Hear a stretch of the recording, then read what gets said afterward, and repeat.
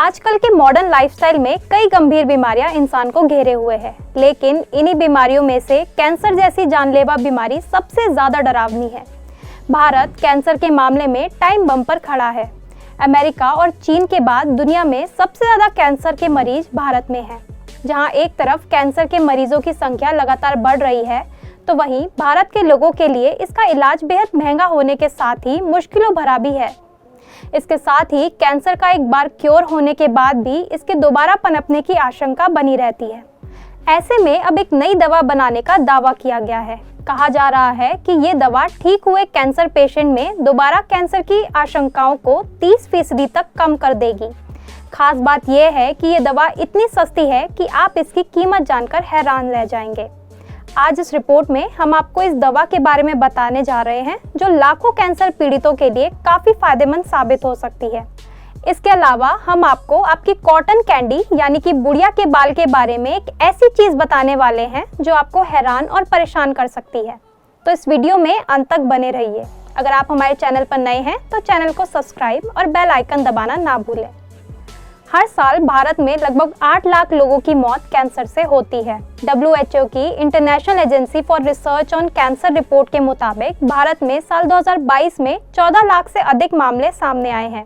भारत में हर 5 में से 1 व्यक्ति कैंसर से प्रभावित है। ऐसे में अब इस बीमारी से जुड़ी एक उम्मीद जगाने वाली खबर सामने आई है। मुंबई के टाटा मेमोरियल सेंटर की एक रिसर्च में दावा किया है कि उन्होंने कैंसर की दवा को ढूंढ निकाला है। टाटा मेमोरियल हॉस्पिटल ने एक ऐसी टैबलेट खोजी है जो न सिर्फ कैंसर ट्रीटमेंट थेरेपी यानी कि कीमोथेरेपी के साइड इफेक्ट्स को कम करेगी, बल्कि कैंसर को शरीर में दोबारा बढ़ने या होने से भी रोकेगी। सिर्फ यही चीज़ हैरान करने वाली नहीं है। इस टैबलेट की कीमत सुनकर आप और भी शॉक होने वाले हैं, क्योंकि इस टैबलेट का प्राइस केवल 100 रुपये है। ये दवा ट्रीटमेंट के साइड इफ़ेक्ट्स को 50% और कैंसर के दोबारा होने के खतरे को 30% तक कम करने में मददगार साबित हो सकती है। बता दें कि ये अब तक का सबसे सस्ता कैंसर ट्रीटमेंट है। इस दवा को रिसर्च टीम ने सबसे पहले चूहों पर एक्सपेरिमेंट किया। इस दौरान चूहों को रेस्वेट्रॉल और कॉपर के साथ प्रोऑक्सीडेंट गोलियां दी गई। आसान भाषा में समझें तो इस दवा को चूहों पर आजमाने के लिए सबसे पहले चूहों पर मानव कैंसर कोशिकाएं डाली गईं, जिससे उनके अंदर ट्यूमर डेवलप हुआ, जिसके बाद रेडियो और कीमोथेरेपी सर्जरी आदि से उनका इलाज किया गया। इस दौरान पाया गया कि कैंसर कोशिकाएं मरने के बाद छोटे टुकड़ों में टूट जाती है, जिन्हें क्रोमेटिन कण कहा जाता है। ये कण जब स्वस्थ कोशिकाओं में एंटर करते हैं तो उसे भी कैंसरग्रस्त बना देते हैं, जिसकी वजह से कैंसर वापस आ जाता है। ऐसे में इसे रोकने के लिए इस खास टैबलेट का इस्तेमाल किया गया। चूहों पर इस दवा का पॉजिटिव असर दिखा। 10 साल से टाटा के डॉक्टर्स इस टैबलेट पर काम कर रहे हैं और अनुमान लगाया जा रहा है कि food safety and standard authority of India से इस दवा को जून-जुलाई के समय मंजूरी मिल सकती है। ऐसे में आप सोच रहे होंगे कि ये लोगों के लिए कब उपलब्ध होगी, तो हम आपको बता दें कि इसका लाभ उठाने के लिए आपको कुछ साल इंतजार करना पड़ेगा। इसके लिए ह्यूमन ट्रायल पूरा करने में लगभग 5 साल तक यानी 2028 तक का समय लगेगा।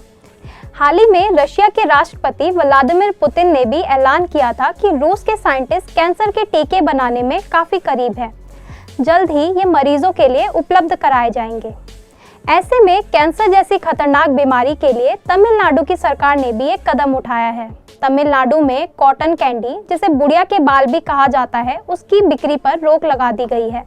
जांच में पाया गया कि कॉटन कैंडी में हानिकारक केमिकल्स होते हैं जो कैंसर जैसी जानलेवा बीमारी का कारण बन सकते हैं, जिसके चलते राज्य सरकार ने इसे बैन कर दिया। जांच रिपोर्ट में कॉटन कैंडी के सैंपल की कलरिंग मटेरियल में रोडेमिन बी मिला है। रोडेमिन बी एक डाई है जिसका इस्तेमाल कागज़ की छपाई जैसे कामों के लिए किया जाता है। ऐसे में इस कलर का इस्तेमाल खाने की चीज़ों में नहीं किया जा सकता। इसके इस्तेमाल से स्वास्थ्य से जुड़ी समस्याएं जैसे पेट फूलना और सांस लेने में दिक्कत हो सकती है। लंबे समय तक रोडेमिन बी का सेवन करने से ये डाई करीब 60 दिनों तक शरीर के अंदर रह सकती है, जिसके बाद ये किडनी, लिवर और आंत में जमा हो सकती है। साथ ही ये कैंसर का रूप भी ले सकती है। आप इस बारे में क्या सोचते हैं, हमें कमेंट कर ज़रूर बताएं।